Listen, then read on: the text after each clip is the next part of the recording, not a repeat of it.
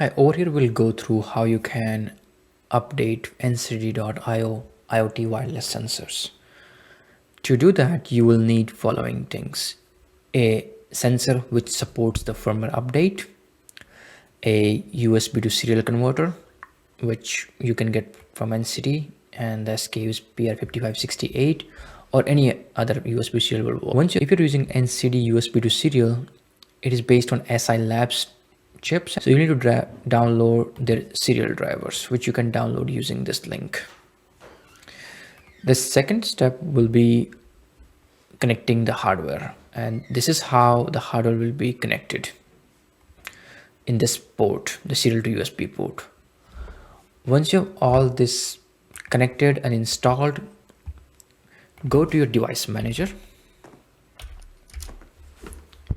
and see if you can see the serial port under the ports.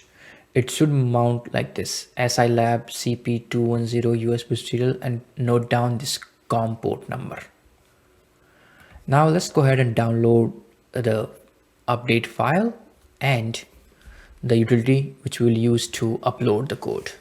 So click here, click download zip, and then unzip it, and you will find a folder like this one.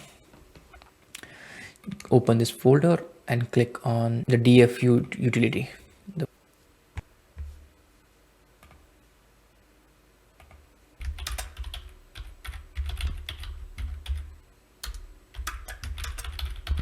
The UI is open, you will need to select the COM port, and the COM port over here is, as we already looked, it was port number 3. So we enter port number 3, we click connect. Now it is here, and the file ends with .ncd. We'll open this file. Now click on the firmware upgrade. As soon as you click, press the reset button on the hardware also.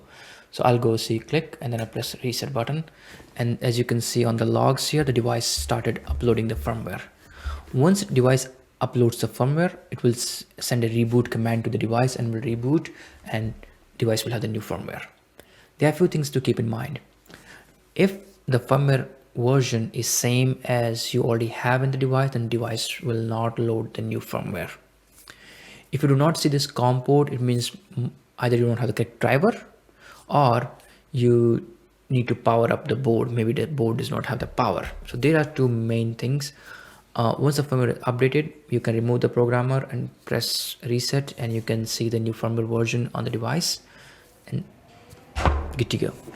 Thank you.